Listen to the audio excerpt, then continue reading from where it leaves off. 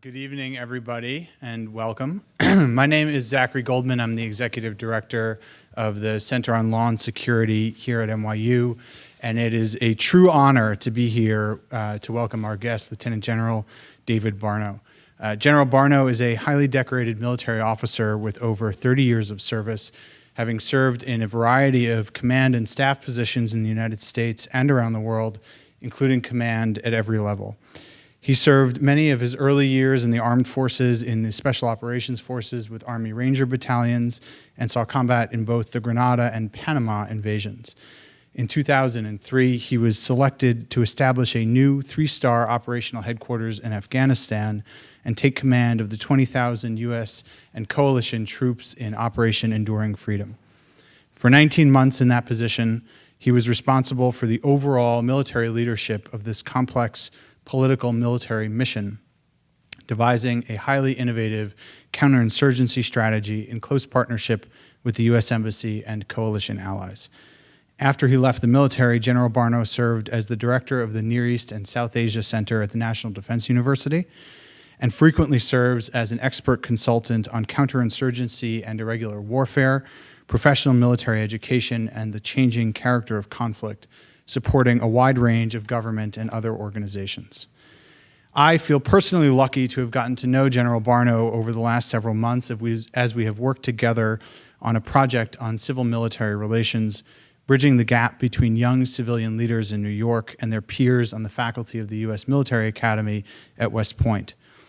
These sorts of programs are exactly the kinds of things that the center does best, bringing together the knowledge and experience of public servants, both young and more established, with their counterparts from the private sector and the academy in order to generate fresh ideas on the most pressing national security issues of our time.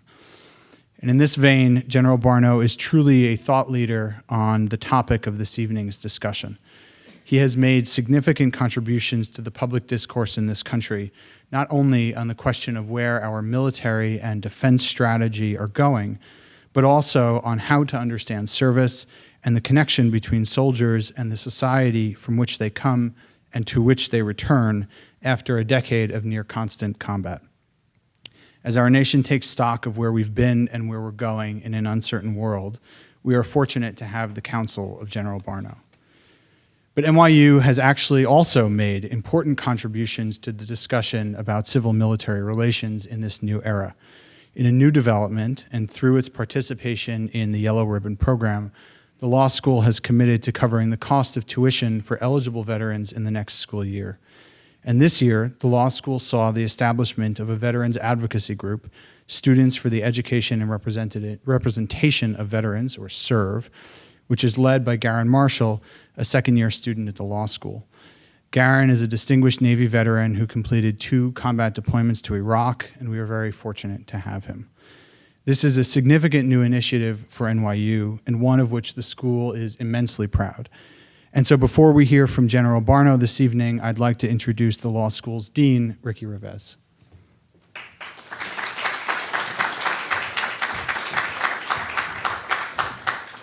Thank you, Zach, and welcome. I'm delighted that you are here this evening. As Zach mentioned, we're really honored that General Barno, an extraordinary leader and public servant, is with us tonight. The topic of his remarks, civil-military relations after the wars in Afghanistan and Iraq, implicates some of the most important questions that our society faces. How we think about the role of the military and how we think about society's relationship to those who served in uniform are among the most fundamental questions that every democracy must ask for itself. Thinking hard about questions of public service is a hallmark of NYU Law School, and we have, in recent years, put a lot of emphasis in training students who would go on to leadership positions in public service. The Center for Law and Security, under the leadership of my colleague Sam Raskoff and of Zach Goldman, an alumnus of the school, has served a very important role in this area. And both Sam and Zach held important positions in the federal government before joining us here at the law school. Under their leadership, the Center on Law and Security is doing very important work on these and other questions about how the government must grapple with the most challenging national security issues of the 21st century. And among our student body, We have students who have had significant positions working on security matters before coming to law school in the State Department, the Central Intelligence Agency, the Defense Intelligence Agency, and many students who are launching careers in the national security, in public service in the national security arena. Today is a very important day at the law school because it's where we're formally announcing our participation in the Yellow Ribbon Program, and that in the next school year, through the support of NYU Law School and the government, eligible veterans will be able to come to the law school having their full tuition covered. And one of our goals going forward, and something I hope that I'll be able to accomplish in the 3.5 months I have left in this position, is to do what I can to ensure the long-term viability of that program. I'm very proud that we're doing it. It's clearly the right thing to do, and I hope that it will make a difference in recruiting veterans to come to the law school. I believe it's a great place for them to be trained, and I hope that we will do everything possible to be user-friendly to them as they plan the next step in their professional careers. And I think our whole student body and campus will be enriched by their presence. And so this is an initiative that will have an impact not only on the students whom it will support, but also on the whole student body that will benefit from discussions in the classroom that would not take place otherwise. So it's in this spirit and with great pride for what our student veterans have accomplished and what the students in the serve leadership have taken on, that we welcome General Barno tonight to NYU and tell him how pleased we are and how much it means to us that he is here to speak to us. Thank you so much, General Barno.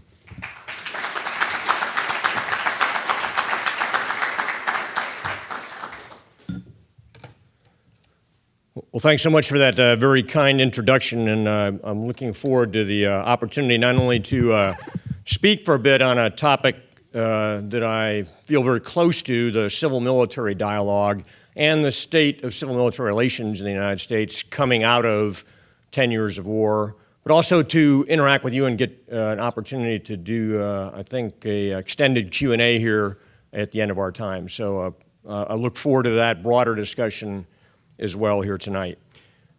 It's appropriate in some ways to have this conversation here in New York City, given that the conflicts that the military has been so deeply involved with for more than the last decade actually began here, of course, on 9/11 with the destruction of the Twin Towers. So in many ways, New York is the epicenter of this discussion, and it has, I think, a closer place in the nature of the fights we've been in, perhaps, than any other city in the United States. Even during my time in Afghanistan, spending 19 months there, I saw evidence of the connection to the Twin Towers, metal from the Twin Towers over there in monuments at the U.S. Embassy. So there's a very close tie between this city and the wars we fought, and I would argue the U.S. military. So very appropriate to be here tonight.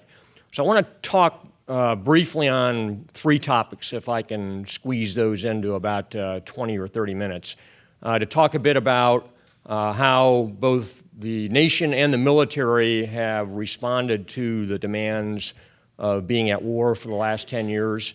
Then look forward a bit to think about how both our civilian population here, the American citizens, the nation, and our military should go forward from the ends of these wars coming here in the not too distant future, how we should chart our course forward and look at our relationship between military and civil society moving ahead.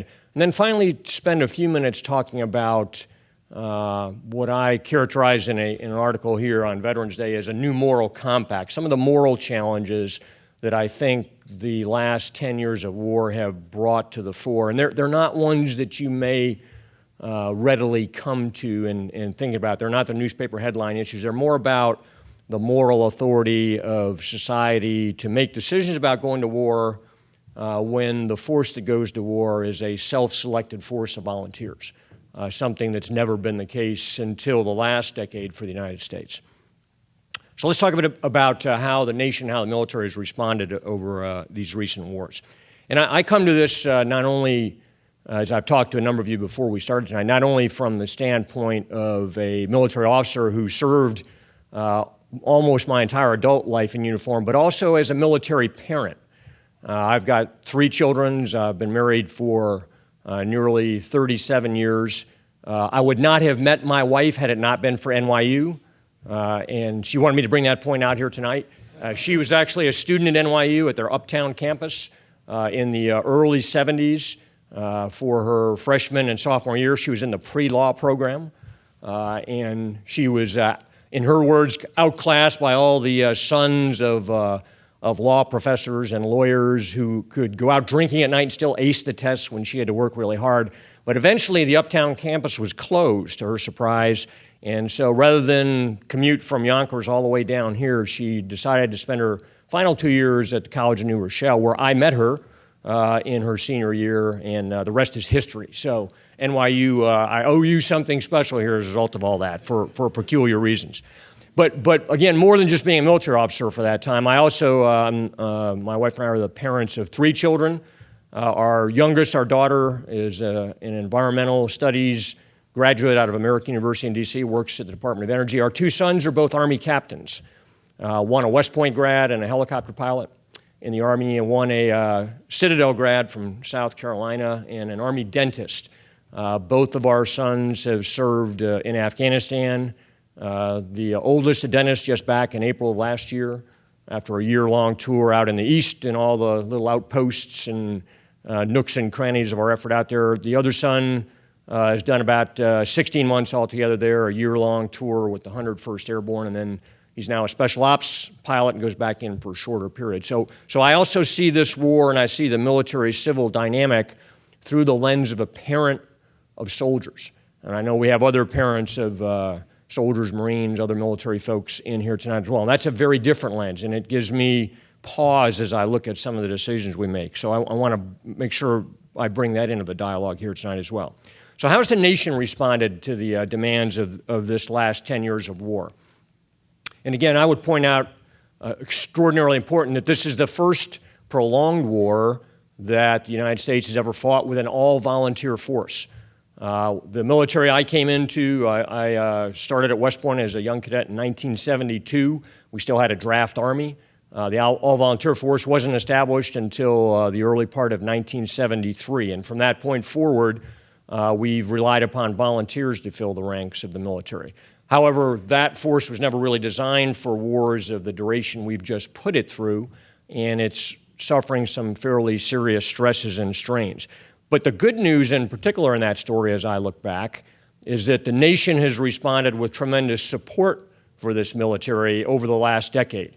As a young West Point cadet in the fall of 1972, I went to Syracuse University with about 1,000 of my good friends in the Corps cadets in uniform for a football game. And before we went to Syracuse in our buses, we had to practice how we would respond to rioters that would interrupt our formation on the football field before we went into the stands, what we would do for people that might take away the flag. And then ultimately, fortunately, none of that happened. But as I was leaving the campus that night, I had the great privilege of being egged by someone in one of the dorms wearing my cadet uniform. So fast forward to the military today and our support for the wars that we're in the last decade, and the distinction is night and day. No one that's worn a uniform over the last 10 or 12 years could be anything but immensely grateful to the American people for the amount of support Americans of every walk of life, of every political persuasion, of every outlook on the nature and the validity of our wars have given to those that are serving. That's a radical sea change from the era of Vietnam. When I was going to high school and watching how the nation was being torn apart, and then when I came into a military whose public opinion was at the very bottom of the barrel in the nation in the 1970s. So we've done very well, I think, supporting our soldiers at war. The yellow ribbon phenomenon, the degree of outreach for veterans programs, the support for military folks coming back in airports. One of my sons, in flying back with his helicopter squadron through a civilian airport a couple years ago in uniform, as has happened over and over and over again. Some anonymous member of the public picked up the tab for their meal that day. And that's happened to every member of the military. So this has been a very supportive era for the military and the civil society standing behind it, really, even though it's a different military, a volunteer force, and we're dealing with different sets of wars there. But that same military is also one I think that's further separated from society today, and I'm going to talk a bit about that at the end. One of the phenomenon my sons have encountered is that as they travel about the military, as they're at Fort Campbell, Kentucky, or Fort Benning, Georgia, and as they're deployed to Afghanistan, they continue to run into the same people in uniform that they grew up with as 6-year-olds and 10-year-olds and 14-year-olds around the United States Army. Their classmates from Fort Leavenworth and Fort Bragg are lieutenants and captains out there in uniform. The sons and daughters of my contemporaries are out there fighting these wars. So we talk often about the 1% of the nation that's out fighting our wars, while the 99% of our country is not involved. But the 1% is also oftentimes the same 1% from generation to generation to generation. There's a tremendous number of sons and daughters of military folks of all ranks that have been serving in this force. And it's something that, on the one hand, I think many folks are proud of in the military. On the other hand, as a parent, it's also very unsettling because those same young men and women are being killed and wounded out there and are the friends and classmates and close relations of folks that I grew up with, my children grew up in the military. Very, very concerning from that standpoint. So again, as the nation looks forward on this, I think that we can take a lot of pride in the amount of support we've given the military, regardless of how any of us have felt about the justice of the wars that have been fought over the last 10 years. Let me talk a bit about how the military has dealt with this over the last decade. And again, this is the first time an all-volunteer force that's actually relatively small, about a third the size of the Army, for example, that fought in Vietnam, is what we have in the active Army today. We've asked a great deal of this force over the last several years. We've had, typically, if you served in the Vietnam era, whether you were a draftee or a career soldier, if you were a draftee, you were drafted for 2 years. You served almost always one of those in Vietnam, but that was the end of your commitment. If you were a career soldier during the Vietnam War, a sergeant or an officer, you might serve twice in Vietnam for a year each time. Rarely to never would you go for a third tour unless you volunteered to go back and do that. And draftees would never be called back for a second tour. This military has gone back for 3 tours, 4 tours, 5 tours. Special operators who go for shorter periods, 10, 11, 12, 13 tours in Iraq and Afghanistan. We've not had any limits to what we've been willing to ask our all-volunteer force. And I think that's showing itself in some of the fissures and some of the challenges in military suicides, in the stress that's in the force right now. And we need to perhaps question whether that's the right approach to take there. As that military begins to come home now, and the Army has moved from about, for example, over 250,000 Army soldiers deployed in Iraq and Afghanistan just 3 or 4 years ago, to today, the U.S. Army has no more than about 55,000 soldiers deployed only in Afghanistan, and that number is rapidly coming down as well. The Army is now coming home. The Marine Corps are coming home. And we're going to see the military withdraw back into more of a peacetime environment where they're clustered in bases, oftentimes in remote parts of the country, very separate from the New York Cities and the San Franciscos and the Miamis of the nation, of the big urban areas. And there's some risk that the military, I think, will withdraw into a state of isolation that's much too inwardly focused and too poorly connected to the country as a whole. I joke sometimes about the difference between the military culture, which is very much a warrior culture focused on fighting and winning our wars, and the very different culture of the civilian nature of the nation out there. It's kind of like the movie A Few Good Men and Colonel Nathan Jessup, who said, "You want me on that wall. You need me on that wall." And a lot of people in the military very much believe that to be the case, and in some ways see that as a way to separate themselves from the broader civilian society who lives under different rules, who has a different culture, who in some ways looks at the values of the military with question marks. And I do worry that as the military comes out of these wars, retreats back into its forts, its bases, its camps, and stations, that proclivity to be a very different force apart with a different culture, a different set of values, brings some risks with it. So let's talk about perhaps what needs to be done. What can the military do, and what can the nation do to help continue to maintain a connection between our military and our people in the years ahead? I think, first of all, it's important to note that unlike the end of the Vietnam War, unlike the end of the Korean War, the Second World War, the wars that the military is in today aren't really going to end in the same way. The Iraq War for the military is over. The Afghanistan War for the military is going to go on for another 22 months, and then there'll be some perhaps much smaller presence. But the war on terror, as we used to call it, the war against al-Qaeda, what we're seeing happening today in Yemen, in the Horn of Africa, in Mali with the French, that war is going to continue for parts of our military for many years to come. So we're going to be in a very much of a gray zone where part of the military, a small part, is involved in fighting, and the rest of the military is back here at home. So what can the nation do to help sustain this connection that's been built up, this support, this high visibility for the military that they've had over the course of the last 10 years? I think first, clearly, not to lose sight of your military when the military comes home, and when these wars come off the front pages of the newspaper and we go back into more of a peacetime setting. That's probably first and foremost something that ought to be looked at with regard to our veterans. We now have several million veterans that have fought in Iraq and Afghanistan who are going to have some significant needs and requirements for the coming years.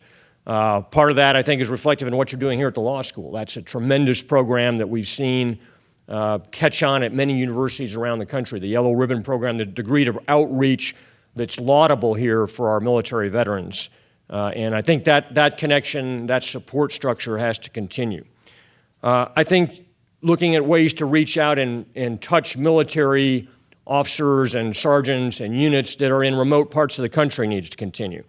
We're actually doing some things here at NYU where we've hosted a dialogue, as Zach mentioned, with officers from West Point down here in the city with some of their counterparts in various parts of the academy, in Wall Street, in various professions here in the city, in a dialogue that would never happen in a normal environment. We need to continue to sustain those ideas.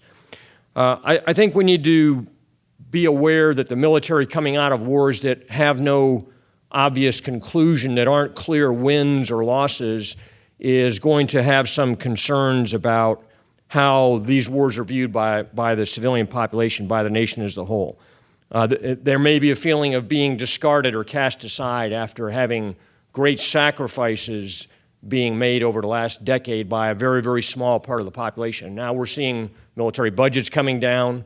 We're seeing some big social changes inside of the military as well that are going to be unsettling, I think, for parts of the military, whether that's don't ask, don't tell, whether it's women in combat, whether it's how the social rules that are becoming commonplace in society now apply to the military. That's going to be unsettling for many in the force. So I think continuing to reach out and embrace the military and bring them into that dialogue with us here as a nation will be extremely important. And finally, I think just maintaining the respect for what we're asking our forces to do out there is essential. Again, rather than have them come back and be forgotten because they're not in the headlines, things that can be done to showcase our connection between our civil society and the military will continue to have a lot of value, whether that's in the educational arena, whether it's working with veterans, whether it's maintaining dialogues.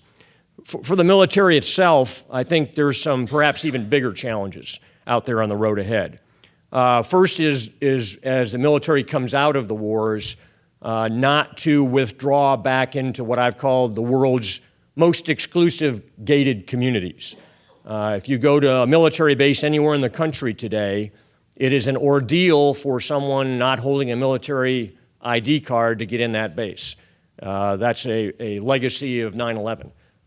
Normal Americans that live outside of military bases don't go on the military bases. I live outside the Army War College in Carlisle, Pennsylvania.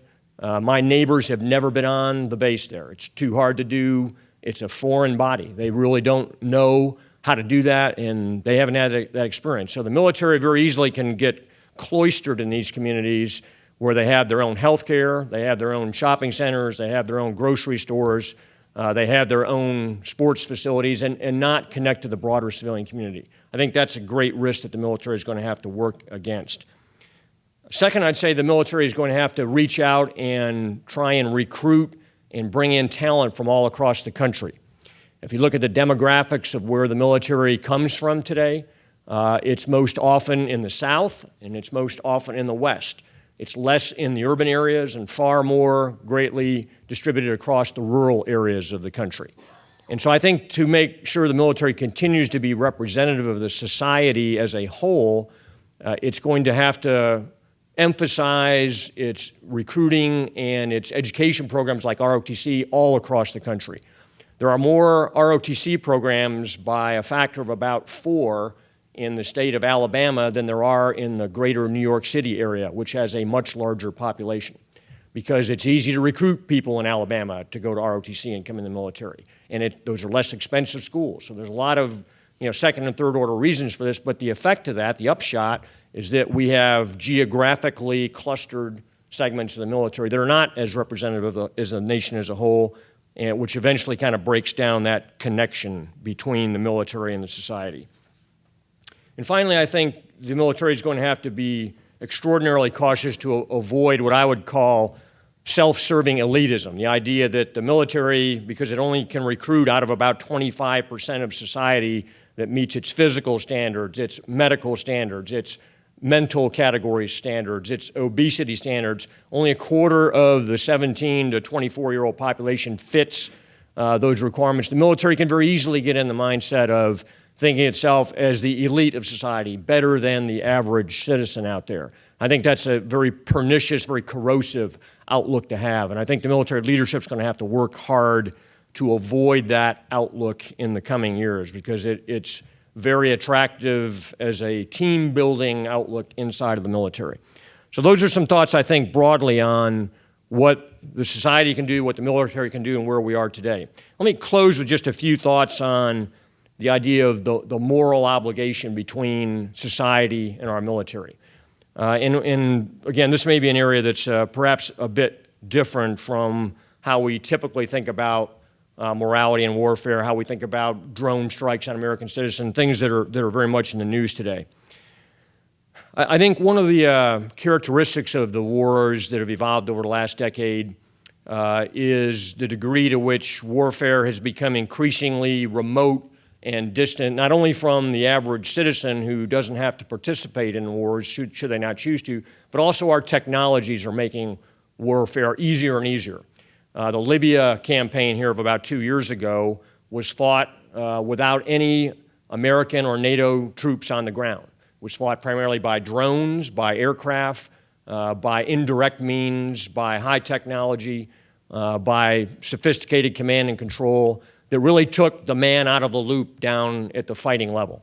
And I worry that wars that move in that direction, and increasingly our capabilities are growing there, are becoming too easy to initiate, that the threshold between peace and war is becoming blurred, and that the great decision that the nation always had to make to send its young men and women into wars has now become blurred and become much easier to make, both because the technology is there to take human beings out of so much of the fight, and also because we don't expose the nation as a whole to the risks, the dangers, the lethality of war. When my youngest son, who had done a year in Afghanistan flying scout helicopters with the 101st Airborne, when he was called to go back to Afghanistan in his special ops role about a year or so later, I remember him telling me that he was going to have to go back just for a fairly short period, for about 6 weeks. And after talking to him, my visceral response was anger.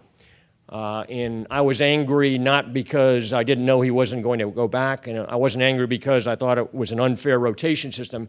I was just in my gut angry because I knew that my son was going to go back and going to go back again and again after that for subsequent tours where his life was at risk, where his friends were being killed and wounded, and where the average 23, 24, 25-year-old American was never going to go to Afghanistan even once, no matter how long that war lasted, no matter how many casualties we incurred, no matter how tough that fighting was going to be. We were never going to ask America as a whole to be part of that conflict. That profoundly upset me at that time. And so I think that's an emotion that a lot of military parents wrestle with as we look at the great success that most of us would judge the all-volunteer force to be. We also see those of us that are personally involved that have some very serious skin in the game. We see that there's a downside of that as well, which is that the nation as a whole perhaps doesn't take on the decision to go to war with the same degree of moral equity as we might have when we had an all-volunteer force. As a friend of mine noted 6 months ago or so, would we have actually invaded Iraq if we had a draft army? I think that's a fairly interesting question to examine. It was a pretty easy decision to make when we weren't going to have to involve the nation as a whole. We weren't going to have to enact a draft. We weren't going to have to bring people in from all across society and cause them to be committed. We had a force that was there and ready to go to do that. I think that's in some ways one of the downsides of the all-volunteer force. So I guess to wrap up, I think on that thought, that the issue here in a sense is moral hazard. Have we as a nation lost the equity stake in the go-to-war decision because we've insourced it or outsourced it to folks who have signed on to do that for as long as it takes, for as many rotations and deployments as are required, and regardless of what the casualties look like, that's going to be our answer to that problem. So I worry to some extent that between that characteristic of the all-volunteer force and the nature of warfare becoming more of drones and special operators, that our threshold of entry in the war is getting lower and lower, and it's becoming an easier and easier decision for our policymakers to make. So let me just wrap up by saying I think we're in a sense, a good time from the standpoint of civil-military relations, and there's been great successes in many respects over the last decade. I think the military very much feels that way. I think society broadly feels that way. And I think we're now going to enter a different era as we come out of these two wars where the military will retreat back behind the shadows and out of the headlines and potentially lose its connection to the broader society from which it comes. And then ultimately I also worry that this very successful all-volunteer military that's made tremendous sacrifices over the last decade now in some ways gets taken for granted as how America fights its wars, and that the threshold for going to war with that military now is far lower than it's ever been in our history. So let me close with that and open it up for your questions. Thanks very much.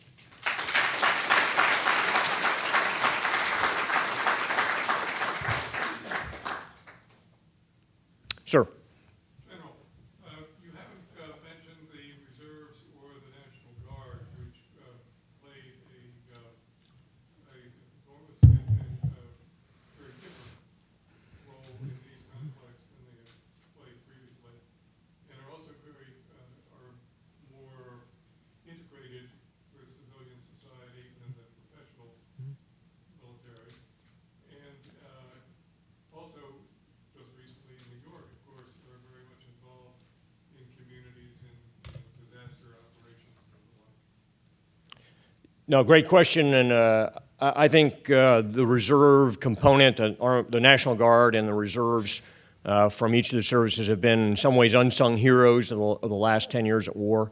The active duty military could not have prosecuted two large, prolonged campaigns without massive support from the Guard and Reserve. And I think the Guard and Reserve have acquitted itself very well and have in many ways altered the outlook that the active force has always had towards the reserves as being kind of second-class citizens. I think that's largely gone today. Some of the best officers I had on my staff in Afghanistan were Army Guardsmen. Several of them have been promoted to general since then, which is pretty impressive. One is leading the Guard in California today. So I think that we've learned some lessons from the use of the Guard and Reserve that are going to sustain, and I think part of the effect of that will be we're going to take more risk in drawing down the active forces because we have more confidence now in our Guard and Reserve force. I think that's particularly true on the Army side. I can anticipate seeing that coming.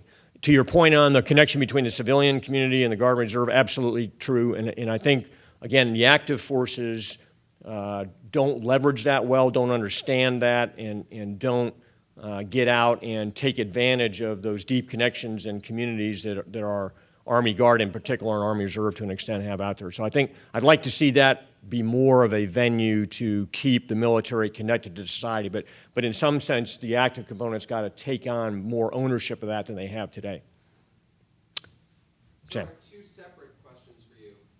First of all, could you comment about how the distinctive role that the military's played in Afghanistan, namely the counterinsurgency role, has either exacerbated the dynamic that you described this evening or shaped it in some other way?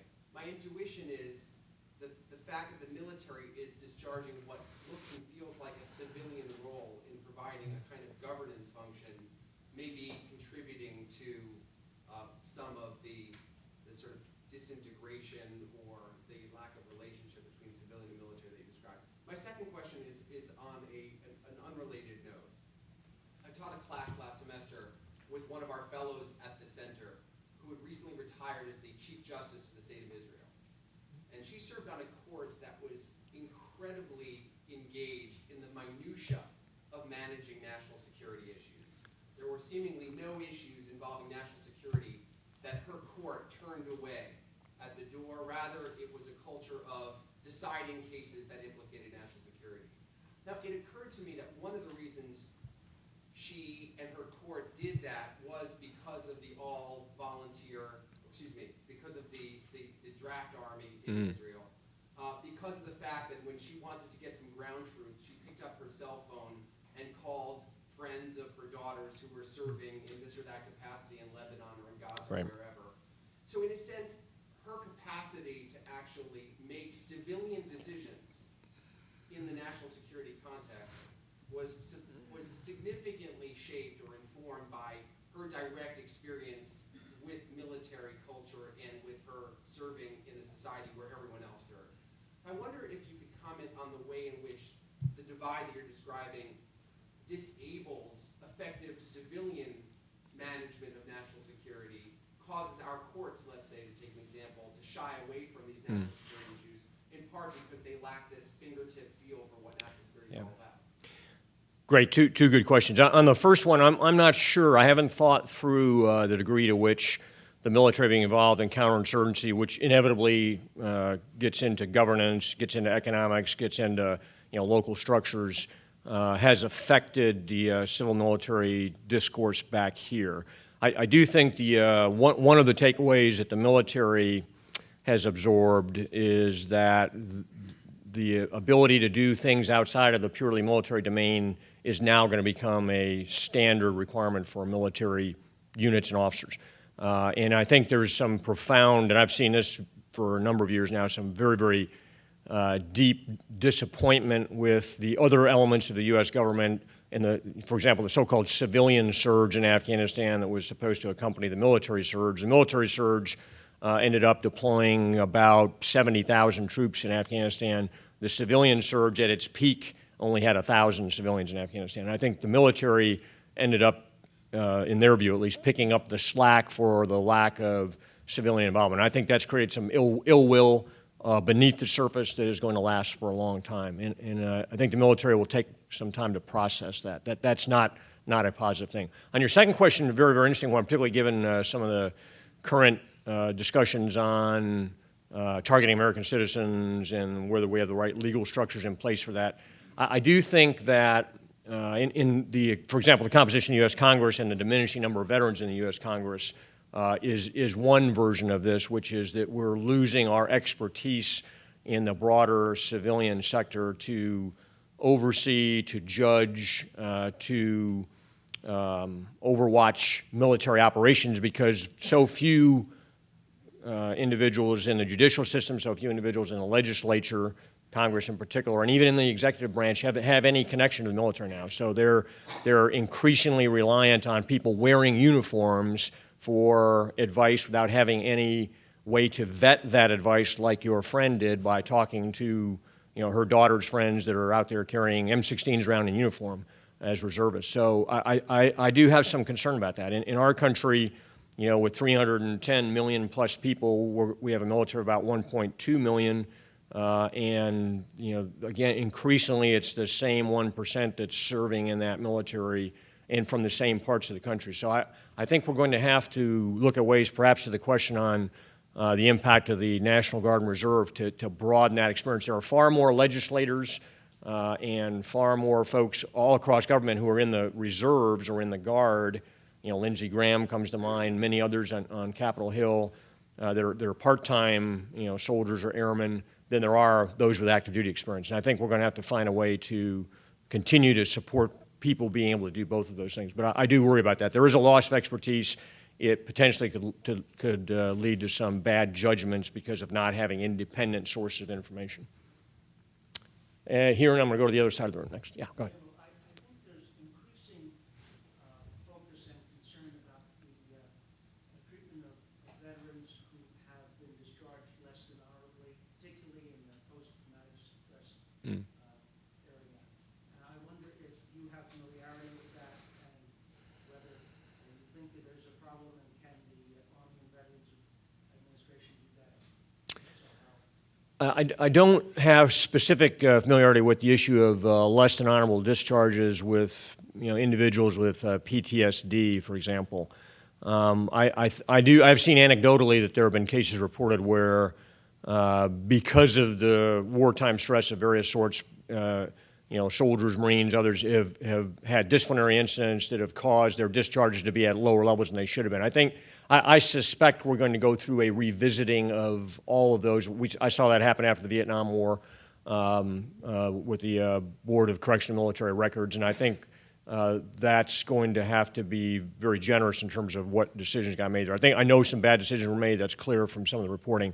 So I think the process has got to be instituted soon to make sure we do a thorough review on all those, because I think there was some poor judgment used at certain points in time in that process from what I've seen. Okay. How about over here? Yeah, I had a question. You talked about the kind of very welcome transition in the level of esteem and respect in which the military and veterans are held, especially in comparison with the Vietnam era. But a point that you return to again and again as well is the worry that there might be some kind of unbridgeable divide between the civilians and the military.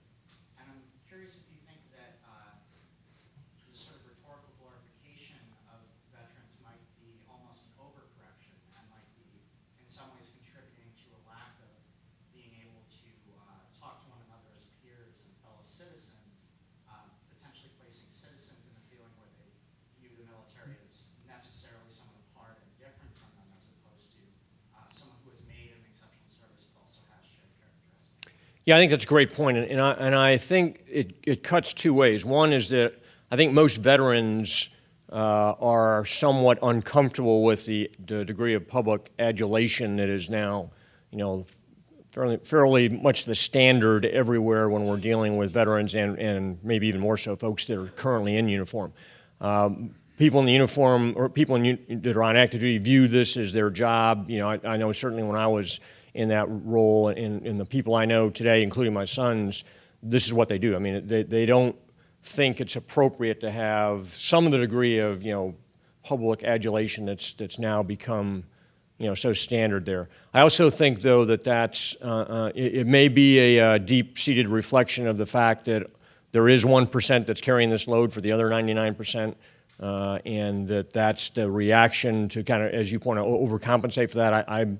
I think there's probably some truth to that societally in terms of why we're behaving this way.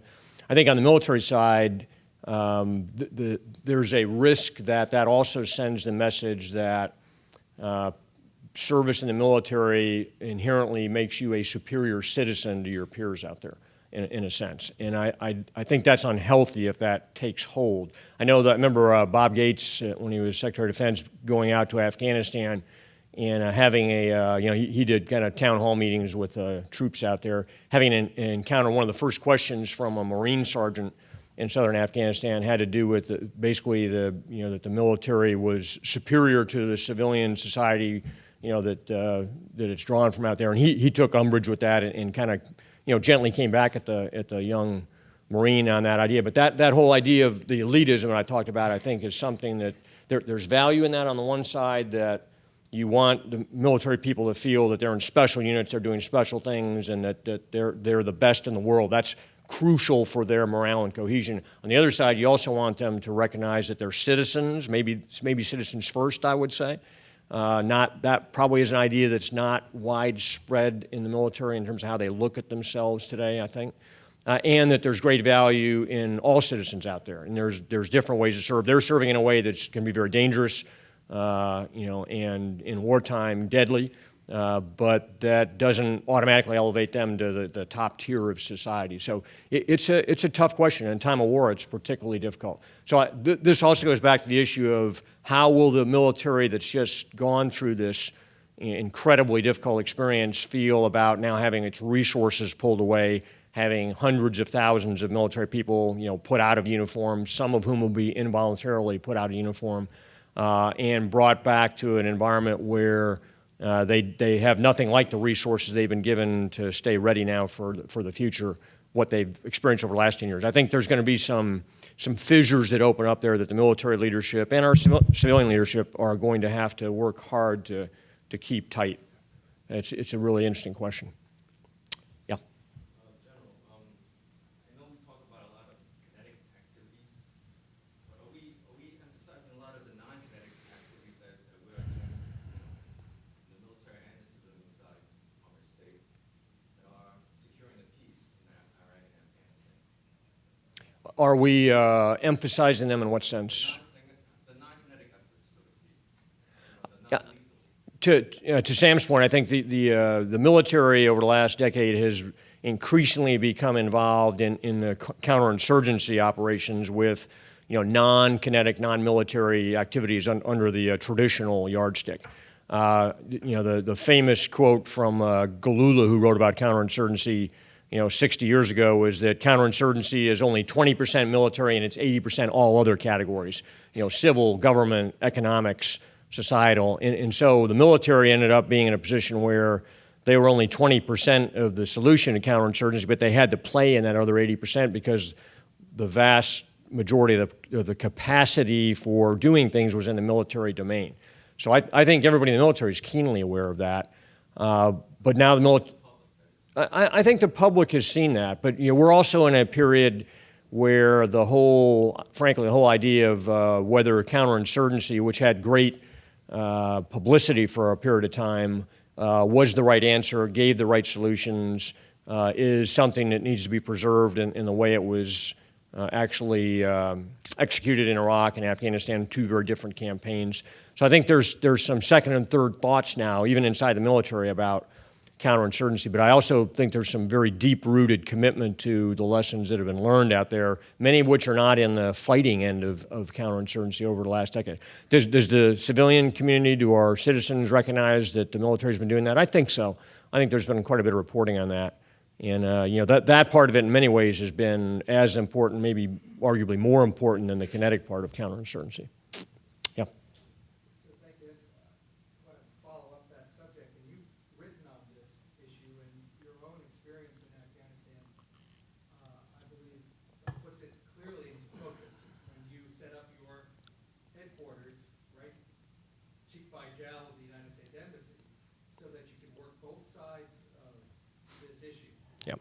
I've had the privilege of traveling the world on behalf of some combatant commanders and seeing two things. One, how rare that is, although combatant commanders tend to do it because there's a vacuum on the other side, and how I'm going to just say how awful the United States government is at packaging both sides Right, of that right. process. Yep.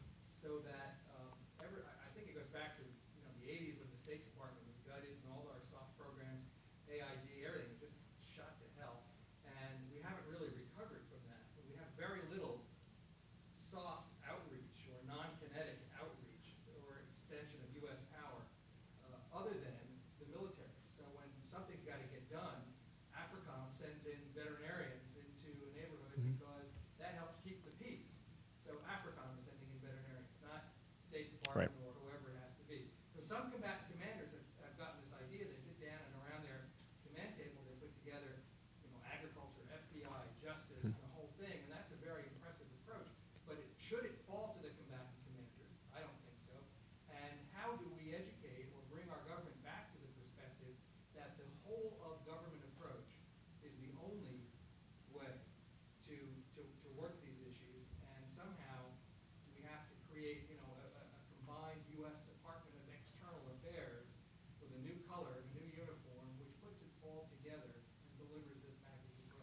Yeah, I think the idea that our, and I would take this back a couple of steps to argue that the military is shifting from a primary emphasis on conflicts in Iraq and Afghanistan as those wars come to their conclusion, that the military now needs to shift its emphasis to conflict prevention.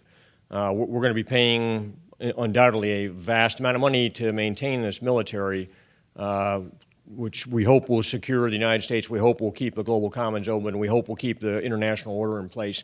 But the value is in preventing those conflicts, not waiting until one happens, then breaking the glass and sending the military in. So as the military comes out of these conflicts, and again, I look to all the services are doing versions of this, finding a way to get out and partner with embassies around the world in a joint civil-military country team, all elements of government approach to help advance U.S. policy all across Africa, Southeast Asia, South America, is very valuable because there is a lot of capacity in the military. I had this discussion at one of the Aspen conferences a couple years ago with some senior State Department and former State Department people who essentially violently disagreed with that idea. And again, this gets into, are we militarizing our foreign policy by doing that?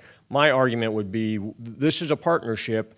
Our goal is to prevent conflict. The military has got this much resources versus this for state, this much money versus this for state. Those are not going to reverse in my lifetime. So how do we use the military when it's not at war to help prevent wars, and do so behind the leadership of the U.S. ambassador? The chief of mission has the authority to control these resources, but partner in all these places around the world and try and set this up in a way where we're not spending hundreds of billions to fight conflicts that we can avert by using single billions in a much smarter way. We'll see if we can get to that point. Right behind you. Yeah. General Barno, thanks for these very interesting comments. Good to see you again, Jeremy Camp. Yeah. I want to invite you to go a little further about the implications of your argument. It seems to me that one could sort of think of this in two categories, an institutional dimension and a policy dimension. On the institutional dimension, you're arguing that we should take another look at the limitations as well as the strengths of the all-volunteer force that's been in place since Vietnam. Does that mean, are you arguing that there should be a step away from the all-volunteer force? And if so, isn't that something that will meet with resistance, not only on the part of civilians that will be drafted again for the first time, but the military that put that system into place? On the policy side, you're arguing that perhaps it's become too easy to initiate or to maintain large, ongoing conventional wars. But it seems to me that decision, particularly when you look at Iraq and Afghanistan together in the post-9/11 period, those are decisions that the military side as well as the civilian side have shared in, and for that matter have been bipartisan in the sense that each of those wars has been was popular with elements and sometimes both of those parties. And so, are you suggesting if you're arguing for a different, a greater degree of foreign policy, military restraint, isn't that something that would have to be embraced by the military side as well as by the civilian side? Yeah, thanks, Jeremy. Good questions. On the first one, on relooking the all-volunteer force, actually my good friend Stan McChrystal has been out a bit here in the last week or two and making a suggestion again for national service as a requirement. I think that's a great aspirational goal. I think it's unlikely we'll see something like that. And the idea of, implicitly to consider going back to a draft in lieu of the all-volunteer force, as a number of folks in D.C. have told me, there's only one problem with that. There's three groups that oppose it: Democrats, Republicans, and Independents. So the likelihood of that happening is probably, as you suggest, nil. I do think, I think we're going to continue with the all-volunteer force. I think that's a great success story. I do worry, and I actually wrote a piece here as I noted back on Veterans Day, I do a column about once a month for foreignpolicy.com now. In my solution set to that, which was a bit probably aspirational as well, was perhaps a solution would be that when the president activated the requirement to notify Congress for putting troops in harm's way, when those thresholds were reached, that at the same time we initiated a 10,000 person draft for that year and each subsequent year until that particular conflict was ended. 5,000 men and 5,000 women. And that would be about roughly 1 out of 20 people that the military were going to need.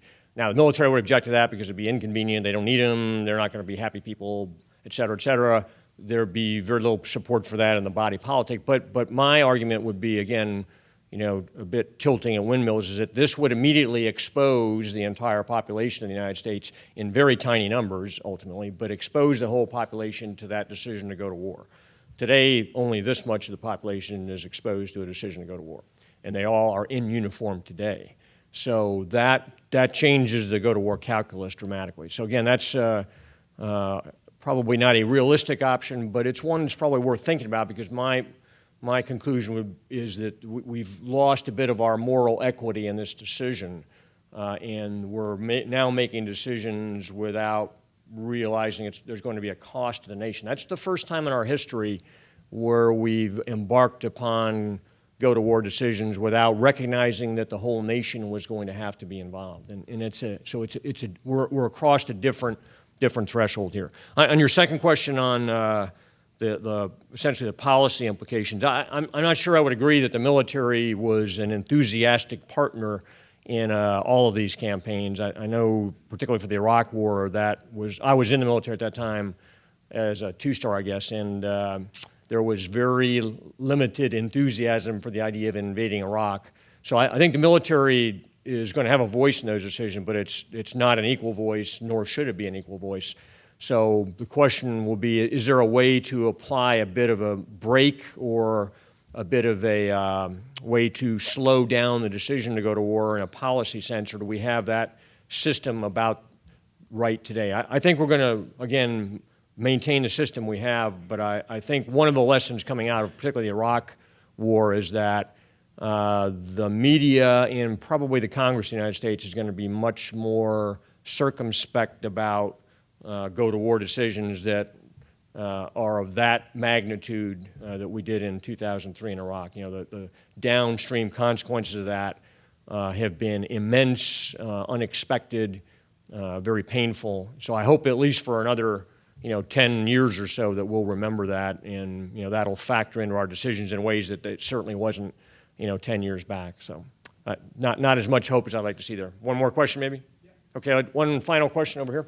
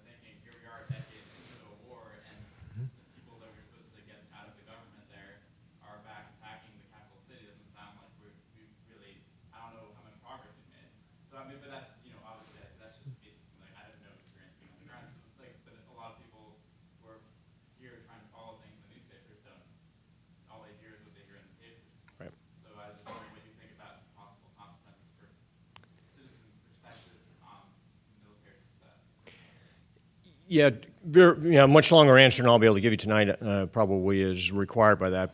But I think, I don't think the Taliban are likely to overrun Afghanistan in the next 2 or 3 years unless the U.S. cuts off all aid entirely. Primarily, I think the financial aid is the most important aspect of that. Some degree of very, very limited presence after 2014 is important. I'm actually doing some testimony on that here next week, so I'll have to think this through a little better before I get out in front of the Armed Services Committee and talk about it. But I'm not terribly concerned about that. You know, with Afghan security forces of 352,000 versus 30,000 Taliban, I think they ought to be able to hold the line as long as they're getting some reasonable financial support, which the international community has actually pledged well out past 2017. On the downside risks of Iraq, failing in a sense, and Afghanistan failing in a sense, for how the military looks at and in the civil military discourse, that has kind of echoes of April 1975, the fall of Saigon, and how the military dealt, 3 years after the end or 2 years after the end of the Vietnam War. How the U.S. military dealt with the loss of Vietnam, where we had 58,000 Americans killed over a 10-year war there, and hundreds of thousands that were wounded. So, and I think I don't necessarily see either of those things likely to happen, but I think the military, again, as a kind of a professional force, a volunteer force right now, will just soldier on. I think they're going to continue to move forward and look to the future. Neither of these wars have ended in decisive outcomes. We sometimes forget that's occasionally more common than more than unusual. The Korean War didn't end with a particularly decisive outcome for the U.S. Vietnam War didn't end decisively when we disengaged. So I'm not sure. I'm not too worried about the military, for example, blaming the civilian leadership for decisions should the outcomes turn downward in either one of those places. I think that the leadership will, cause, as they did after Vietnam, the military to look ahead. So that doesn't concern me too much. Well, thank you very much. Thanks, Zach.